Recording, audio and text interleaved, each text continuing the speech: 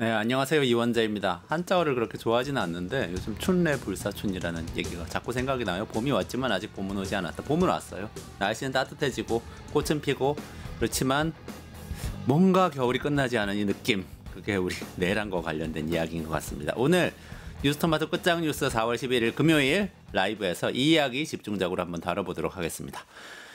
신인규 변호사님 나오셨습니다. 안녕하세요. 네, 안녕하세요. 신인규입니다. 네, 이승환 평론가님 어서 오세요. 안녕하세요. 네, 안녕하세세요. 최근에 3프로 TV에도 나오셨더군요. 네, 후다닥 나갔습니다. 네, 저희 프로그램에서도 또 관세 얘기를 국제 문제 잘 정확하게 설명 부탁드리고 네. 박영식 시사위원님 언제나 저 왼쪽을 네, 아이고 반갑습니다. 반갑습니다. 네. 바로 이야기 시작해 볼까요? 네, 내란이 아직도 네. 진행되고 있다 이런 얘기인데 네. 어떤 얘기입니까? 그렇습니다. 지금 내란 수사가 지지부진한 상황이고요. 어제 또 국회 본회의 관련된 내용도 좀 정리를 해봐야 돼서 일단 오늘은 이 이슈부터 먼저 다뤄볼 건데요.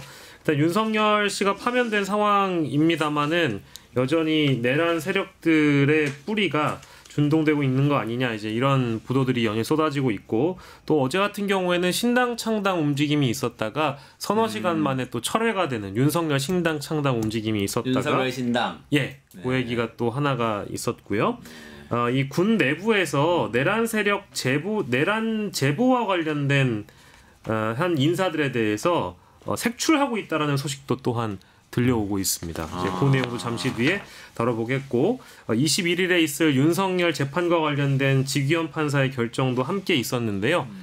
일단 영상 촬영은 허가를 했는데 들어가는 방식이랄까, 이것은 지하 주차장으로 그대로 들어가기로 했다라고 합니다. 이것도 또한 다시 또 특혜를 주는 거 아니냐, 이제 이런 논란이 있어서요. 하나하나 짚어보도록 하겠습니다. 일단 먼저 오늘 저희가 다뤄볼 내용은 SBS의 단독 보도. 신당 창당 관련된 내용이 지금 첫 번째로 올라와 있는데요.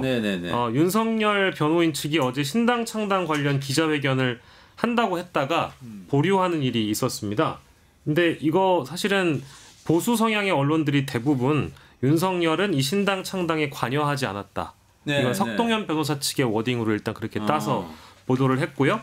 심지어 이번에는 힘을 모아야 할 때 라는 윤석열의 만류가 있었기 때문에 신당 창당을 철회했다라는 보도까지 어제 시점으로 나왔었습니다. 근데 오늘 SBS 취재를 종합을 해보면 윤석열 씨가 헌법재판소의 파면 결정 당일에 신당 창당 움직임을 보고를 받고 공감의 뜻을 표한 것으로 파악이 됐다라는 보도가 나와 있습니다. 지난 4일 서울 한남동 관저에서 윤 전 대통령과 만찬을 함께 변호인단들이 했는데, 여기에서 일부 변호사가 대통령 탄핵을 반대하며 거리에서 뭉친 청년 지지층들에게 구심점이 필요하지 않냐, 이제 이런 주장을 했는데, 이 취지에 공감을 하면서 창당에 그럼 나서보라 라고 한 측근이 전했다라고 합니다. 그래서 이 뜻을 확인하고 변호인단이 윤석열 정신에 따라서 일어나겠다, 일어서겠다 해서 윤 어게인 창당 준비에 착수했다라는 그 내막이 있었다고 오늘 SBS가 보도했습니다. 파면 당일 그런 대화가 있었고, 그러니까 아무런 근거도 없이 변호인단이 움직인 건 아니고 그런 대화를 근거로 변호인단이 착착 준비해서 오늘 어제 창당을 했는데 하겠다고 발표했고 오늘 원래 기자회견 하려고 했는데 어제 갑자기 4시간여 만에 창당을 철회하고 기자회견도 철회했는데, 뭐 보도는 윤석열이 만류했다라고 하더니만 갑자기 SBS에서 이런 보도를 냈습니다. 아니 그러니까 사실은 아무 말도 안 했는데 군인들이 갑자기 들어가지고 국회의원들 끌어내겠다는 생각을 할 수는 없는 거예요. 인원들 끌어내라 뭐 이런 얘기를 이 사령관이 부하 직원들한테 위에서 지시를 안 받고 할 수는 없는 것처럼, 윤석열 신당 창당에서 윤석열 본인이 지시를 명시적으로 안 했다고 하더라도 아무런 뜻이 없는데 주변 사람들이 그냥 창당하기는 쉽지 않겠다, 이런 생각도 들긴 드네요. 이 뉴스를 보니까. 어떻게 보세요? 뭐 저는 윤석열 전 대통령은 이제 부인을 하고 있는데 약간 호수 위에 달 그림자 같은 해명 아니냐, 그런 생각이 들고요. 뭐 예를 들어 한덕수 권한대행이 이완규 법제처장을 헌법재판관으로 지명을 할 때 그게 한덕수 대행이 스스로 판단해서 이완규를 지명했었을까요? 그렇게 이해하는 분은 없죠. 왜냐하면 윤 대통령하고 법대 동기에다가 그리고 검사로 같이 생활했고 또 시험도 그분이 늦게 되셨어요. 윤 대통령과 비슷한 궤적을 좀 살아온 분이라서 뭐 더 동질감을 느꼈는지 모르겠습니다만은 그런 이완규 헌법재판관 지명했듯이 사실상 뒤에서는 조율이 되고 윤 전 대통령이 지시하고 있다라고 이해하는 게 훨씬 더 자연스러운 거 아닌가 그런 생각이 들고 일단은 구호가 윤어게인입니다. 요즘에는 네. 스펠링을 좀 맞게 쓰는 것 같긴 한데 처음에는 어기안이라고 써가지고 정말 경악을 금치 못했는데 H-I-A-A하고 저도 헷갈려요. 스펠링을 자꾸 이상하게 쓰니까. 근데 그건 중요한 건 아니지만 저는 윤석열 전 대통령이 신당을 창당한다면은 그것도 뭐 굳이 필요한가 싶습니다. 그냥 저 자유통일당에 들어가서 그 당으로 그냥 하면 되지 뭘 또 똑같은 당을 또 번거롭게 만드는가 그런 생각도 좀 들고요. 그래서 참 파면당한 그것도 내란으로 파면당한 전직 대통령으로서 정말 국민들에게 못할 짓을 자꾸 이렇게 꾸미고 있는 거 아닌가 그런 생각이 듭니다. 이승원 평론가님 어떻게 보세요? 요즘 이제 오늘 제가 어떤 얘기를 할 것인가 주제를 받아봤는데 그 한 줄 한 줄 음미할 때마다 아 내란은 진행 중이다. 모든 우리가 앞으로 다룰 1시간 내내 다룰 이슈들이 내란은 진행 중이다라는 주제로 다 수렴된다는 생각이 들고 가장 대표적인 주제가 이거 같아요. 일단 윤어게인 예전에 뭐 박근혜 신당, 안철수 신당 이름 달아서 했던 당들이 어떻게 만들어지고 어떻게 소멸됐는지 갑자기 이제 저는 떠오르고 이제 그런 거죠. 일단 두 가지 측면인데 윤석열 입장에서는 솔직히 지금 못할 게 없죠. 뭐라도 해야 되는 상황이죠. 왜냐하면 최소가 무기징역이고 내란죄가 그대로 적용된다면 아니면 사형, 뭐 군 형법까지 적용된다면 총사령. 그럼 법에 나와 있는 겁니다. 그러니까 세상에서 가장 무서운 사람들이 잃을 게 없는 사람이잖아요. 그러니까 윤석열 입장에서는 뭐든지 하겠죠. 그러니까 한독수의 팔을 비틀어서 이완규를 뭐 지명한다던가 혹은 발표한다던가 뭐 등등 이런 것들 움직임이 있어서 저는 이게 당연히 윤석열의 어떤 소위 말하는 지금 SBS는 공감이란 단어를 썼는데 윤석열의 적극적인 동의 혹은 가로 열고 김건희 그 적극적인 동의 내지 추동이 없었으면 불가능한 일이라고 생각을 하고요. 변호인단이 뭘 알겠습니까? 그리고 이 사람들이 진짜 황당한 게 어제 한 400~500명 기자단 그 단톡방에 초대했다는 거 아닙니까? 근데 그 비밀번호가 몇 번인 줄 아십니까? 1203이에요. 1203. 12월 3일? 네. 어떻게 이게 인간으로서 할 수 있는 일이 아닌 거잖아요. 그러니까 1203이 무슨 기념일도 아니고, 네. 보도에 따르면 그 번호를 1203이라고 했다고 하죠. 그러니까 그 한 축에 있는 거고. 이게 뭐 민주당 뭐 말할 거 없이 일반 국민들 대다수는 당연히 반대하는 거지만 당장 그 국힘 내에서도 반대하는 입장이죠. 사실은 지금 나경원, 홍준표 뭐 등등 얘기를 들어보면은 김문수 후보만 제외하고는 모두 다 이제 윤과 어느 정도 좀 거리를 두고자 하는 발언들을 슬슬 내보이기 시작했거든요. 어저께부터. 그러니까 이제 당에서도 호응받지 못하는 것이고 하지만 잃을 게 없는 윤석열 혹은 김건희는 무엇이든지 해야 되는 거. 그래서 나왔던 해프닝인데 일단은 뭐 유보한다고 발표했죠. 기자들도 반발했고 많은 사람들이 반발하니까. 그런데 이런 내란이 진행되는 이 움직임들은 어떤 방향에서든 각도에서든 분야에서든 계속 나올 거라고 생각합니다. 그래서 6월 3일 전까지 계속 긴장을 늦추지 말아야 된다는 생각을 다시 한번 해봤습니다. 네. 신인구 변호사님 그 정당 바로 세우기 운동도 하시잖아요. 그래서 좀 변호사님이시기도 하고 싶어서 궁금한데 이렇게 계엄을 계기로 해서 계엄령 선포 행위 같은 이런 종류의 행위를 옹호하는 정당을 만든다는 것도 정치적 자유에 속하는 겁니까? 가능한 겁니까? 근데 일단은 뭐 정당을 만들 때 뭐 그분들이 그 당헌에다가 뭐 계엄을 뭐 찬양하고 이런 걸 써놓지는 않을 거기 때문에 외피적으로는 사실 정당이라는 것을 어떠한 그 사전에 설립 단계부터 막는 제도는 없으니까요. 그래서 뭐 어느 정도 그 목적이나 그 당헌만 정상적이라면은 일단 정당은 만들어질 테고요.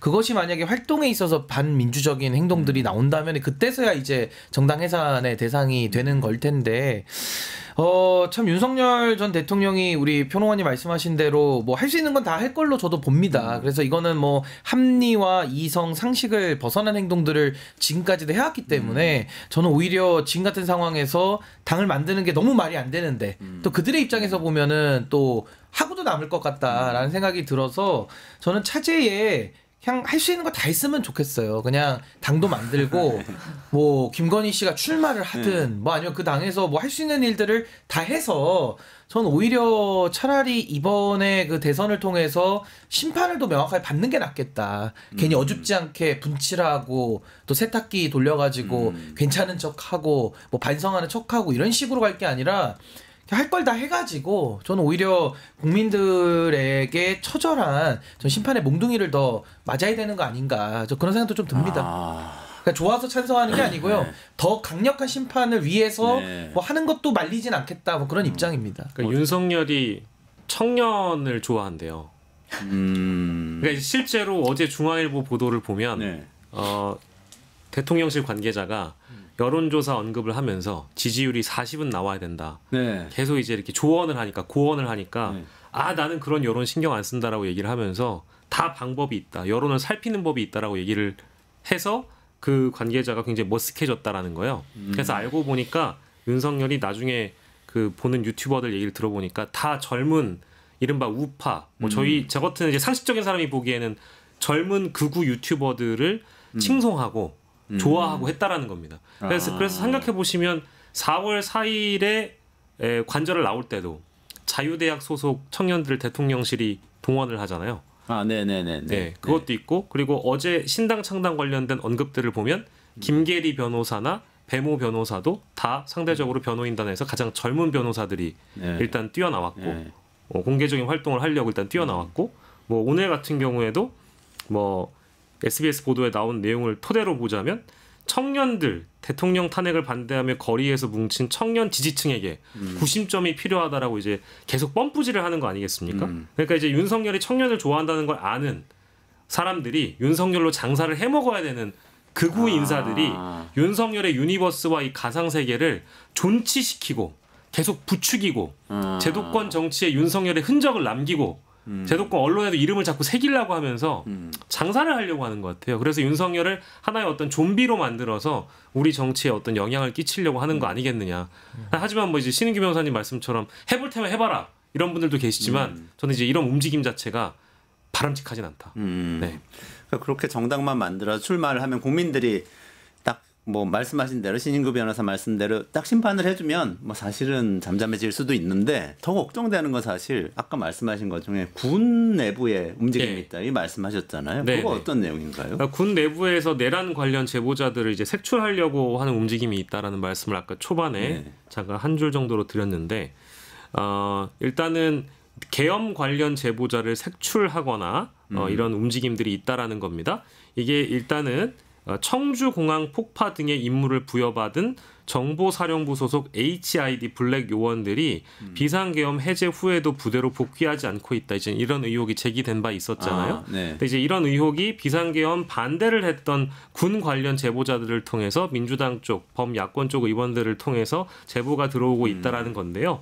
군에서 이제 이런 뭐랄까 계엄 관련 제보자들을 색출하려고 한다는 의혹인데 이 의혹은 이광희 더불어민주당 의원이 최근 이런 제보자와 연락이 닿은 사실을 공개하면서 제보자가 군 내에서 명령을 내려도 실행이 안 되니까 다른 실행을 할 수 있는 조직을 찾고 있고 제보자를 색출하고 있다. 이제 이런 말을 했다라고 밝힌 것이거든요. 참고로 기억은 하시겠습니다만 이 업무라는 게 좀 섬뜩합니다. 뭐 청주공항 폭파라든지 사드기지 폭파 이제 이런 지시를 받았던 HID 요원들 관련된 내용이었거든요. 이런 제보가 이제 필요하죠. 내란 세력을 색출하려면 당연히 필요한데 오히려 이런 사람들을 색출하거나 뭐 탄원서를 강요하는 일이 벌어진다라고 한다면 역시 내란 세력들이 여전히 물밑에서는 움직이고 있다는 얘기가 되는 것이니까 민주당 어제 이광희 의원의 기자회견이 상대적으로 좀 주목을 덜 받은 것 같아요. 이제 뭐 민주진보 진영 이쪽에서는 화제가 됐는데 레거시 언론에서는 많이 다루지 못한 것 같아서 일단 갖고 왔습니다. 그러니까 정당을 만들어서 출마를 하고 이러면 오히려 공개적인 데서 토론하면서 진압할 수가 있는데 군 내부에서 사실 무슨 얘기하고 있는지 우리가 알 수가 없잖아요. 뭐 제보를 통해서만 알 수 있는데 제보자를 색출하고 있다는 건 이거는 앞으로 어떤 일이 생겨도 제보를 못하게 막겠다는 건데 또 어떤 일이 생길지 또 알 수 없다는 불안감이 생기기 시작하네요. 그러니까 어떻게 보면 입틀막에 이어서 이제 제틀막 제보를 틀어막겠다 뭐 이런 거 같은데 이게 사실 그 친위 쿠데타이기 때문에 결국에는 지금 이 합법 헌법적인 권한을 가장해서 결과적으로 윤석열을 옹호하고 또 내란에 동조했거나 방조한 사람들이 지금도 권한 행사를 하고 있기 때문에 이게 상당히 정리하기가 어려운 것도 사실입니다. 그래서 저는 뭐 지금 우리가 할 수 있는 일을 전 더 해야 된다는 집중을 해야 된다 보는데 뭐 이런 부분들도 어쨌든 뭐 제보를 틀어막더라도 보도가 또 되지 않습니까? 네, 그러니까 저는 이런 부분에 대해서는 우리가 지금은 뭐 당장 어떤 조치를 취할 수는 없더라도 어쨌든 정권이 빨리 바뀌어서 또 최대한 압도적인 정권 교체를 통해 가지고 이러한 행태들을 정리를 해서 하나하나 저는 뭐 발본색거나 뭐 뿌리를 뽑아야 되는 거 아닌가. 그러니까 이거는 뭐 경호처에서도 김성훈 차장이 차장이라는 자리를 가지고서 경호처 업무를 관장하다 보니까 그 불이익을 주지 않습니까? 그러니까 정당한 그 업무를 했던 직원들을 불이익을 주고 있기 때문에 저는 이런 부분들까지도 내란의 연장으로 봐서 저는 엄정한 전 사후 조치가 좀 반드시 있어야 된다. 저 그렇게 생각합니다. 저는 이 문제가 굉장히 심각하다고 보는데 아까 우리 에디터님 말씀하신 것처럼 언론에 생각보다 보도가 많이 안 되고 있어요. 네. 그 의원이 기자회견까지 하는데 저는 이제 작년부터 HID를 뭐 제 개인 유튜브도 뭐 하고 하면서 HID 문제를 굉장히 좀 관심 있게 지켜보고 있었는데 뭐 작년에 뭐 올해 여러 차례 국회에서 청문회도 있었고 긴급 현안 질의도 있었고 그래서 김선호 이제 국방대행이 나와서 여러 차례 네. 대답을 했죠. 당시에 뭐 박선원 전현희 의원 그리고 뭐 부승찬 의원 등등이 기회 될 때마다 이 HID 문제를 그러니까 정확히 얘기하면 HID는 이제 북파 공작 요원이고 네. 어떻게 보면은 군에서 관리가 되는 사람이라면 가장 좀 정말 개개인이 움직이는 사람들 이제 소위 말하는 블랙 요원이라고 하는데 그분들도 HID 소속인 건가요? 그 출신들이라고 하더라고요. 출신의 블랙 오비들인가요, 그러면? 네, 오비인 경우가 많다고 하더라고요. 그러니까 말 그대로 블랙이기 때문에 이게 지금 현역인지 아니면 그 출신 오비들인지 그거조차도 확실하지는 않은데 일단 이제 블랙 요원들이 곳곳에서 그 스탠딩 오더를 받고 있고 계엄이 해제됐음에도 불구하고 계속 그 어떤 명령에 떨어지면 그걸 거두어 들여야지 이분들이 자기 어떤 본업으로 돌아갈 거 아니겠습니까? 그 사회생활 하시는 분들이 있으니까. 네.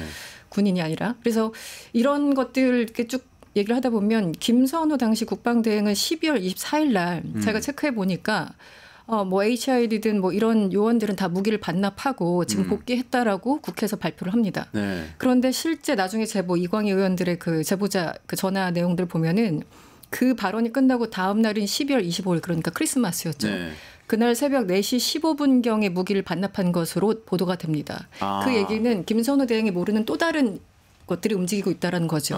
그러니까 이 사람들은 지금 뭐 그 개통해서 관리가 되는 분들이 아니라 그 김건희가 계속 뭐 전화하곤 했다는 그 오비들일 가능성이 굉장히 높다는 것이고 그래서 김병주 의원이 그래서 더 위험하다고 하는 겁니다. 이분들은 그 소위 말하는 군에서 어떻게 통제가 안 되는 사람들이기 때문에.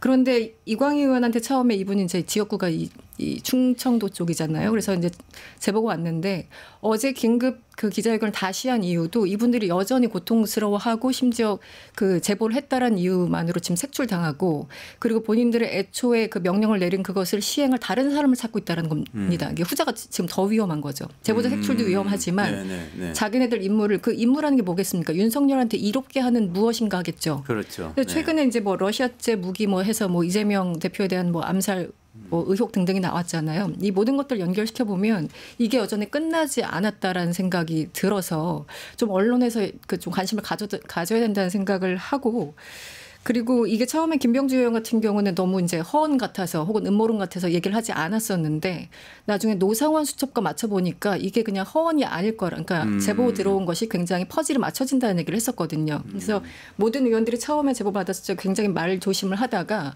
하나하나 맞춰지니까 이제 계속 언론 통해서 경고하고 제보하고 여론을 환기시키고 이런 활동들을 했었거든요. 그렇기 때문에 어제 여론 그 기자회견 내용을 다시 한번 좀 새겨야 되지 않을까라는 생각이 듭니다. 네. 그 블랙 요원들이 어디에서 뭐 하고 있는지는 지금 알려지지 않은 그런데 건가요? 애초에 제보는 그거였죠. 청주공항에 F-35 미군 전투기가 있잖아요. 그리고 사드 거긴 뭐 당연히 미군이 있는 거고요. 그래서 주요 곳곳을 폭파하라는 명령을 받았다라는 게 1차 제보의 내용이었죠. 네. 네. 근데 그 뒤에 어떻게 됐는지는 지금 모르는 거고. 근데 아마 다른 팀을 찾고 있다고 하니까 유사한 근데 이게 한번 이게 드러나면 약간 김이 샌다고 표현하죠. 그래서 또 다른 일을 할 수가 있죠. 어떤 소요 사태는 이분들은 그냥 한두 명 정도가 굉장히 큰 소요 사태를 이룰 만큼 어쨌든 능력자들이기 때문에 훈련된 사람들이기 때문에 무슨 일을 할지 모른다는 거죠. 그래서 그걸 이 국가를 위해서 도저히 할 수 없는 분들이 제보를 하고 이런 상황인데 이것을 지금 언론이나 이런 데서 많이 관심을 안 가져서 전 문제라고 생각을 합니다. 네. 만약에 실제로 이런 일이 뭐 어떤 기지 폭파나 그러니까 가령 예를 들어서 뭐 부대 관련 부대를 폭파하거나 뭐 혹은 어떤 군사 시설을 폭파하거나 이것도 물론 굉장히 위험한 일인데 지금 대선 기간이잖아요. 네. 뭐 주요 주자를 예를 들어서 암살을 한다. 뭐 이런 지시가 있다. 이거 굉장히 위험한 거죠. 이제 거기까지도 내다봐야 되기 때문에 이게 어떤 정치적 혼돈을 갖고 올지 모르는 변수가 될 수 있어서 이제 그런 것들을 많이 주시를 해야 되는데 이게 주목을 많이 못 받았던 것도 사실이고요. 사실 조금 더 위험하게 느껴지는 게 기존에 있었던 그러니까 윤석열을 무조건 충성을 당하는 사람들에 대한 보도는 지금 계속해서 누적이 되어가고 있는 단계인데 오늘 사실은 오후 2시에 또 이제 이런 한국일보 보도가 하나 있었어요. 이완규 법제처장이 국방대 강의를 하러 갔대요. 지난해 국방대 특강을 했는데 정확히 이런 표현을 썼습니다. 공무원들은 정권에 무조건 복종해야 된다. 이런 강의를 국방대 강의에서 했고 강의 내내 이제 공무원들은 정부가 시키는 대로만 해야 된다라는 말만 쏟아냈다라는 겁니다. 그리고 뭐 워낙에 유명한 사람이지만 과거 국가공무원 인재개발원장 김채현이라는 사람도 국방대에서 이제 특강할 때 야당에 투표한 세종시 공무원들을 향해서 이제 비하 발언을 했다. 공무원들은 무조건 그냥 정부에 복종해야 된다라는 식의 이런 어떤 논리만 매년 설파를 해왔다라는 그런 증언이 나온 거고요. 그리고 저희가 이제 군 인사 관련해서도 이제 함께 얘기를 다뤄봐야 되는데 원래는 이제 매년 4월쯤에 군 장성 인사를 한다라는 거예요. 근데 지금 군 내부에서는 이제 이 인사를 기다리고 있는 사람들이 있을 것이고 다만 지금 대통령이 조금 있으면 국군 통수권자가 이제 몇 달 있으면 뽑히잖아요. 그렇죠. 뭐 한 40일 이후면 뽑히게 되는데 만약에 이제 국방부에서 이 인사를 뭐 알박기식으로 해버리면 어떻게 할 것이냐. 이제 이런 논란이 있었는데 4월 14일에 있었던 대정부 질의를 보면 될 것 같습니다. 김병주 의원이 전반기 군 장성 인사에 대해서 질문을 국방부 장관 직무대행에게 하는데 시기적으로 4, 5월에 했고 정상적으로 진행하면 해야 되는데 지금 총장들과 관련 의견을 모으고 있다라는 답변을 직무대행으로부터 들어요. 근데 이제 김병주 의원은 이건 지금 하면 안 되는 거 아니냐. 이미 군에 대한 신뢰가 바닥에 떨어져 있는 상황이고 6월 3일 이후에 해야 된다라고 반박을 했고 직무대행은 여전히 인사 추진의 의지가 있다라는 겁니다. 본인의 지금 아까 말씀드린 대로 뭐 꼭 정치적 이벤트를 신경 쓰지 않고도 얼마든지 할 수 있다라는 식의 의견 개진이었거든요. 이거에 대해서 김병주 의원이 지금 하면 안 된다라고 못을 박는 장면이 4일 전에 있었습니다. 사실은 지금 뭐 그 국방장관 직무대행도 그렇지만 특히 육참총장이 사실은 이번 내란에 주요 임무 종사자로 기소가 된 상태잖아요. 그러니까 원래는 육군의 장성들은 육참총장이 그동안 쭉 인사를 해오고 거기에 따라서 평가를 하고 본인이 이제 중요하게 생각하는 사람들한테 좋은 평가를 준 상태일 텐데 고과에 따라서 그냥 기계적으로 인사를 한다고 해도 기존의 세력이 다 승진을 하게 되는 거 아닐까 이런 생각이 확 드네요. 그렇죠. 왜냐하면 아직까지 뭐 내란 수사가 정식으로 진행된 바도 없기 때문에 국내에 어떤 내란 잔재가 있을지도 모르는 거잖아요. 근데 내란 수사 진행되는 과정에서 육군 참모총장, 뭐 수방사령관 이런 사람들이 당연히 다 굉장히 중형을 구형받고 여러 가지 사회적 논란이 일어날 텐데 그때 군이 어떨지 주요 간부들이 동의하지 않을지 이런 거 걱정 좀 해봐야 되는 거 아닌가요? 근데 이제 이 직무대행은 군 인사라는 게 어떻게 정치 일정에 맞춰서 할 수 있겠냐? 이거는 좀 모호한 답변이죠. 시기를 놓치면 뭐 인사 관리에 심대한 뭐 문제가 생긴다. 이제 이 얘기가 왜 나오는 거냐면 그러니까 4월에 안 해서 좀 늦춰졌다가 그 공백 사이에 이제 군 내에서 소소한 그러니까 문제가 이제 심각한 문제들이 터진 적이 있어요. 크고 작은 문제들이. 대표적인 큰 문제들은 뭐 가령 예를 들어서 훈련 중에 뭐 이제 포탄이 떨어지거나 사고가 나면 이제 그걸 책임을 묻는 것도 애매해진다. 뭐 이제 이런 식의 논리거든요. 근데 그래서 정기 인사를 해야 된다라는 건데 지금 이제 내란 발발 이후의 군 인사는 사실 이건 뭐 어떤 식으로든 설득이 되지 않죠. 두 분 어떻게 보세요? 근데 저는 이제 지금 가장 문제가 심각한 게 그 내란 알박기 인사거든요. 그러니까 이게 보통 정권 교체를 앞두고도 사실은 이 정권마다도 교체기에 알박기 인사를 해서 상당히 좀 무리를 일으키기도 하는데 지금은 그 정도의 무리가 아니라 아예 내란 행위를 한 사람들이 오히려 내란에 가담했다라고 보여지는 자들을 입막음용으로 지금 이렇게 승진시켜가지고 주요 자리에다가 지금 알박기를 하고 있는 거거든요. 그럼 우리가 한번 좀 고민을 해볼 지점이 과연 그 인사가 유효한 거냐? 전 이 부분을 좀 한번 고민을 해봐야 된다고 봅니다. 네. 우리가 당연히 법치주의를 따라서 그냥 무효로 할 수는 없고요. 저는 5.18 특별법의 선례에 따라 전 12.3 내란 특별법을 제정을 좀 해야 된다. 네. 그렇게 해서 무한정 늘리는 게 아니고요. 내란의 준비 행위, 또 내란 행위, 또 내란 그 이후에 가담한 걸로 여겨지는 자들에 대해서 뭐 최소한의 기준은 있어야겠죠. 뭐 검찰의 기소라든지 어느 정도의 내란 행위가 규명이 되면 저는 그 자들이 했던 인사는 저는 원천 무효로 돌리는 특별법을 좀 만들어야 된다. 그렇게 해서 새 정부가 들어오면 내란에 대해서 수사를 기다리고 재판을 기다리면은 이거 3년 4년 걸려요. 네. 그 사이에 그렇죠. 그 사람들이 더 나쁜지 네. 더 합니다. 그렇죠. 그러니까 저는 이 내란 특별법을 통해서 뭐 증거 인멸에 관한 부분이라든지 아니면 내란 알박기 인사라든지 뭐 이런 부분에 대해서는 조금 더 이 내란을 진압하기 위한 좀 비상적인 좀 수단과 방법들이 좀 필요하지 않는가. 그럼 여기에 대해서 뭐 위헌 여부를 걱정하시는 분들이 계시겠지만은 헌법재판소가 5.18 특별법도 다 합헌으로 처리했습니다. 왜냐하면 내란이라는 게 워낙 심각하기 때문에 네네네. 검찰이 얘기했던 성공한 쿠데타는 처벌하지 못한다라는 그 논리를 완전히 그냥 박살을 낸 거거든요. 그래서 저는 이번에도 내란 행위이기 때문에 내란과 관련된 특별법을 통해서 이 친위 쿠데타를 직접적으로 정리하는 하나의 좀 과정이 좀 있어야 되지 않는가. 저 그런 생각이 듭니다. 그 알박기 인사는 대표적으로 시도했다가 실패한 게 이제 한덕수죠. 헌법재판관. 이완규.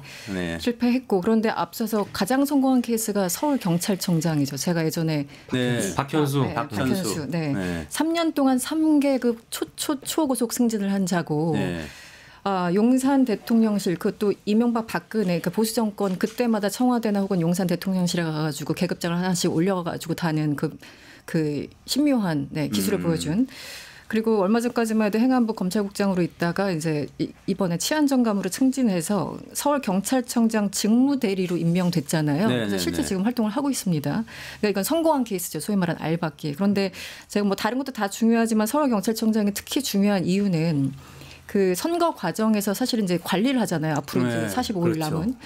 그럴 때 경찰이 굉장히 중요한 역할을 하지 않습니까? 뭐 지금 뭐 양당 워낙 지금 민감한 시기에 선거를 하는 거기 때문에 관리를 할 때 이 경찰에서 어떻게 대응하느냐에 따라서 굉장히 또 판이 달라질 수도 있는 거죠. 그래서 굉장히 좀 위험한 인사라고 생각을 했고 그래서 이제 윤건영 의원 등등이 굉장히 여기서 문제 제기를 했는데 일단 직무대리로 임명했고요. 근데 저는 이 부분 어떻게 되돌릴 수는 없겠지만 이런 참사가 계속 좀 일어나고 있는데 예를 들면 12월 4일 날 어쨌든 계엄 다음 날 12월 4일부터 지난 4월 11일까지에 이게 한국일보가 경향에서 조사를 했는데 공공기관 임원 모집 공고가 모두 101건이 있습니다. 그러니까 지금 진행 중인 게 101건이에요. 지난 임원이요? 임원? 공공기관 임원 모집 공고가 101건. 이 안에는 헌법기관, 권력기구, 공영방송, 우리 EBS 신동호 씨. EBS가 그중에 하나군요. 그렇죠. 네. 그 고위직은 뭐 물론이고요. 소위 말하는 공공기관 굉장히 많잖아요. 우리 교육부 밑에, 고용부 밑에 뭐 이렇게 공공기관 굉장히 많지 않습니까? 그래서 거기 대표, 상임이사, 감사지 여기 쭉 공고가 났는데 그게 100건이 넘는 거예요. 그리고 공공기관 뭐 이사장이나 대표하면은 최소 2, 3년 정도 유지가 됩니다. 그래서 만약에 다음 이 문제가 있어 되돌리려고 하면 또 블랙리스트 논란을 이제 이끌고 가겠죠. 국힘 쪽에서는. 네. 이게 무한 루프 반복되고 있는 거죠. 그래서 어쨌든 이미 임명한 최상목 대행할 때 임명한 사람들도 있고 지금 한덕수가 임명하려고 하는 사람들도 있고 지금 이 순간도 진행이 되고 있어서 저는 이 부분을 어떻게 아까 말씀하신 것처럼 특별법을 제정해서라도 이 부분은 반드시 좀 짚고 넘어가야 되지 않을까. 왜냐하면 비상한 시기에는 비상한 법이 필요한 법이잖아요. 그래서 지금 뭐 건강보험공단 상임 감사, 뭐 심평원 기획 상임이사 등등 뭐 이런 자리들 지금 계속 임명을 하려고 시도를 하고 있습니다. 그래서 국회에서 계속 문제 제기를 해야 될 것 같습니다. 그러니까 이게 뻔한 의도가 보이고, 그러니까 이걸 뭐 우리 직감이나 촉으로 할 수는 없지만은 내란과 관련된 진상조사위를 만들어야 되겠죠. 네. 그렇게 해서 어디까지 가담했는지는 금방 나올 겁니다. 그럼 나오면 그에 따라 책임을 물어야 되는데 지금 우리 평론가님 말씀하신 대로 그 자들이 지금 합법적 인사권을 가장해가지고 내란에 대한 보훈 인사를 하는 겁니다. 그럼 내란 정리를 방해하는 거겠죠? 그럼 내란은 우리는 진압을 하려고 정권도 바꾸고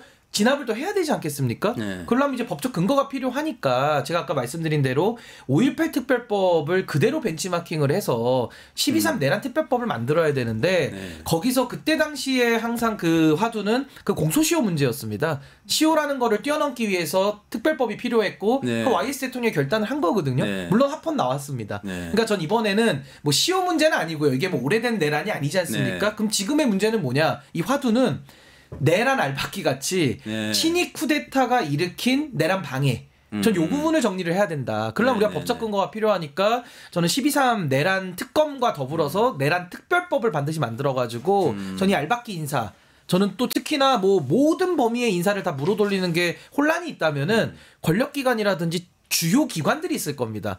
그런 부분들을 전 선별해서라도 저는 이 내란 인사에 대해서는 원천 무효로 하는 저는 그 조치가 반드시 좀 필요하고 여기에 대해서는 자신 있으면 한번 그 헌법소원이나 위헌법률 심판을 제청해봤으면 좋겠어요. 아마 헌재가 이거는 100% 저는 합헌 결정을 내릴 걸로 보기 때문에 전 반드시 이런 비상한 조치가 좀 필요하겠다라는 생각이 듭니다. 그거 꼭 필요하겠네요. 그러니까 지금 말씀하신 거 들어보면은 아까 내란에 대한 보은, 내란 행위에 대한 보은이라는 말씀이 입을 막기 위한 인사죠. 좀 이런 얘기는 상식적으로 이제 좀 그만해야 되는데 워낙에 뭐 헌법재판관 임명 때부터 권한대행이 이거를 임명할 자격이 있냐 자격 논란이 있었잖아요. 상식적으로 보면 이 아까 우리 얘기했던 군 인사도 지금 대통령 권한대행이고 국방부 장관 지금 장관 대행이고요. 차관이 장관 대행하고 있고 육참총장은 또 지금 직무대리란 말이에요. 근데 군 인사를 하려면 각 총장 쪽에서 인사 추천을 해서 국방부 장관이 제청을 한 다음에 대통령이 이제 결재해 주거든요. 그 3단계입니다.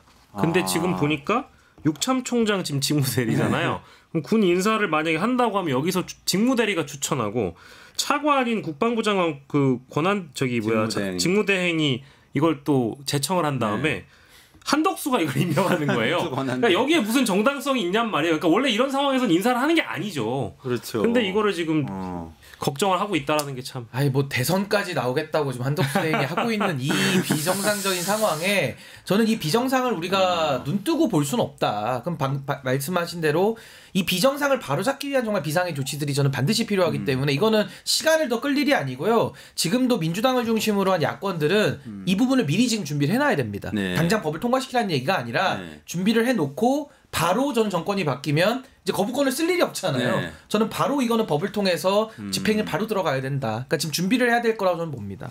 그러네요. 아니 근데 이게 지금 말씀 듣고 보면은 군도 그렇고 공공기관 안전도 그렇고 경찰도 그렇고 검찰은 말할 것도. 근데 검찰이 지금 지난번에 뉴욕 그 전 법무부 감찰관 나오셔가지고 박성재 장관이 법무부 장관이 지금 탄핵 기각돼가지고 돌아갔잖아요. 검찰 인사할 가능성이 굉장히 높다 이렇게 얘기를 하셨어요. 그것도 가능성이 있는 건가요? 근데 이제 검찰 인사뿐만 아니라 법무부는 지금 그 출입국 본부장 그분은 이제 검사는 아니고 이제 그 일반직 중에서도 합니다만은 그 간부들에 대해 가지고 지금 보복 조치를 하고 있다라는 거거든요. 그러니까 내란 알박기 인사로 가담한 자들을 승진시켜서 입을 틀어막는 것도 문제고 또 진실을 밝히기 위해서 노력한 사람한테 불이익을 주는 것도 문제거든요. 그러니까 이 두 가지를 다 정리를 해야 되기 때문에 뭐 불이익을 준 거에 대해서는 직권남용이기 때문에 박성재 장관은 처벌하면 될 일이고 저희 아까 우리가 문제 삼은 것처럼 입을 틀어막기 위해서 당근을 주는 식으로 승진시켜주면서 또 그 사람이 가가지고 합법적 권한을 가장해서 또 내란 진압을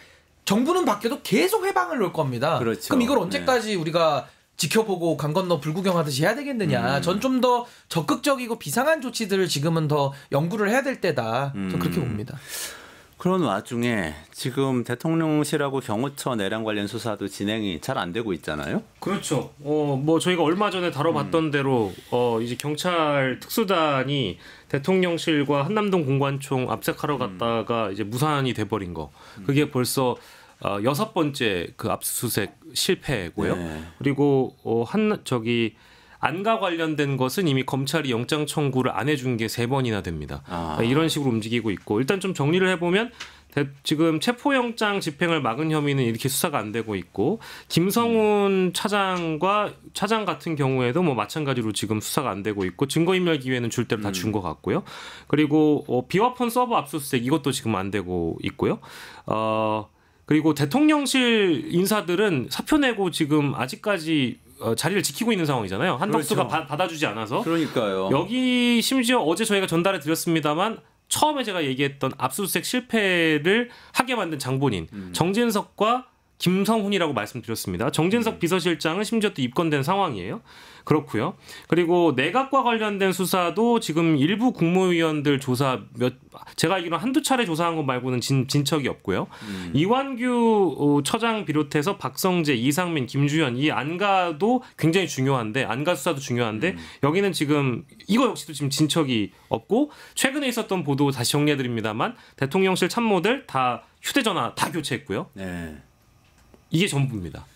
한 게 하나도 없어요. 네. 계속 증거인멸은 하고 있는데 수사는 진행되지 않고 그렇습니다. 그런 상황이 이어지는 거 아니에요? 근데 이건 뭐 어찌 보면 또 당연한 거죠. 검찰 출신의 검찰총장 출신의 대통령이 친위 쿠데타를 일으켰기 때문에 결국 이 쿠데타를 바로잡는 유일한 방법. 뭐 전두환 노태우도 당시에 검찰이 기소했지 뭐 어디 뭐 하늘에서 누가 떨어져서 기소한 게 아니잖아요. 그러니까 결국에는 같은 집단에서 나온 친위 쿠데타기 때문에 이게 좀 정리가 안 되는 이건 어떻게 보면 좀 당연한 현상이에요. 그렇기 때문에 이걸 바로 잡아야 되는 거고 전 정권이 바뀌게 되면 새 정부에 대해서 아마 또 보수 언론이나 또 내란 동조 세력들은 보복 프레임을 갖다 씌울 겁니다. 근데 보복 프레임에 대해서는 당당히 맞서야 되는 것이 그러면 반대로 물어봐야죠. 그럼 내란에 대해서 내란 행위에 대한 책임을 묻지 않는 것이 그럼 정의냐? 네. 이걸 물어봐야 되는 겁니다. 그러니까 지금은 보복이 아니라 행한 대로 책임을 묻는 시간인 거거든요. 근데 지금까지는 책임을 물어야 되는데 즉시 물어야 되는데 물을 수가 없었죠. 그러니까 비아폰 서버 삭제하고 겁대가리도 없이 다 없애버리고 또 기록 같은 거를 봉인하는 기록을 지정하는 자리에 또 대통령 하수인을 갖다 보내고 네. 그럼 그 사람이 가서 또 하수인으로서 내란 진압의 도구로 쓰이고 완전히 지금 엉망진창인 겁니다. 그럼 특검을 하려고 좀 해보니까 또 특검은 또 국민의힘이 빗장을 걸어가지고 뭐 내란에 동조를 했나 보죠. 그러니까 이게 다 안 되고 있기 때문에 저는 지금 이제 제일 중요한 것은 안 되니까요. 전 지금은 압도적인 정권 교체가 저는 가장 필요한 시간이고 네. 됐을 때 정권 교체가 됐을 때 바로 내란 진압을 들어갈 수 있는 저는 그 조치들을 지금 많은 토론과 정리를 통해서 로드맵을 가지고 저는 하나하나 좀 빠르게 좀 진척시킬 필요가 있겠다. 그 뭐 특검도 들어가야 될 것이고 아까 제가 말씀드린 뭐 내란 특별법도 제정을 해야 될 것이고 조사위도 만들어야 될 것이고 이제 할 일들이 굉장히 많거든요. 근데 거기에 대한 그런 보복의 프레임 이걸 또 어떻게 또 미리 예상하고 어떻게 또 대처할 것인지도 잘 이렇게 좀 미리 구성을 좀 해놓는 것이 좀 지금 필요하지 않나. 네. 지금은 되는 일이 하나도 없는 게 어찌 보면 또 당연한 그 역설인 겁니다, 사실은. 그러니까 친위 쿠데타가 실패한 거는 기적이죠, 사실. 기적. 우리가 막아낸 게 기적인 거예요. 그것도 정말 기적 같은 일이죠. 예. 그 시니컬해지고 싶진 않은데요. 어제 본회의가 있었고 법안들이 또 피기가 된 게 있지 않습니까? 네.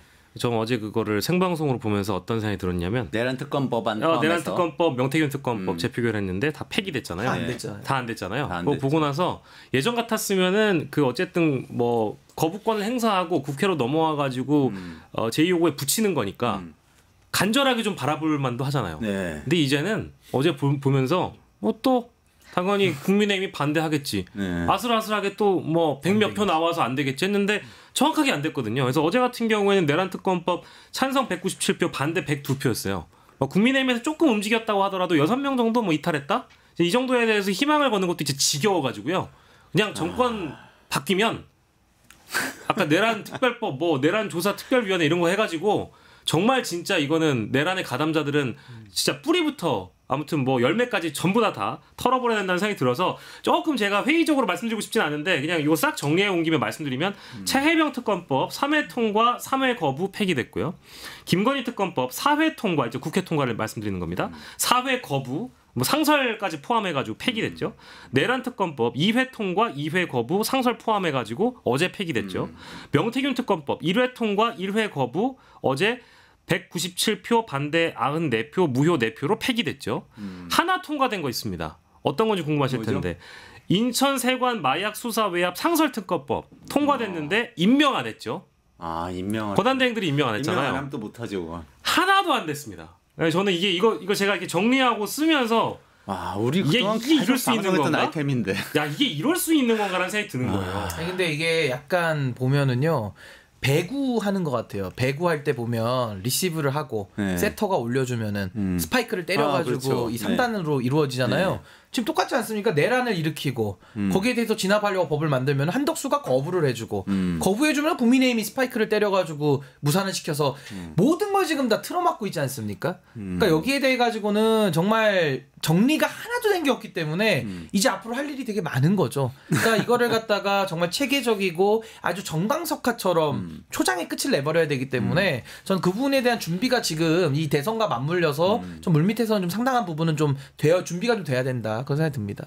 전두환이 자연사했잖아요. 네, 감옥 가서 얼마 안 돼서 바로 뭐 통합이라는 이유로 풀어주고 전 그때부터 굉장히 우리 그 비극의 씨앗이 그때부터 있었다고 생각을 하고 아까 말씀하신 것처럼 이게 보복이 아닙니다.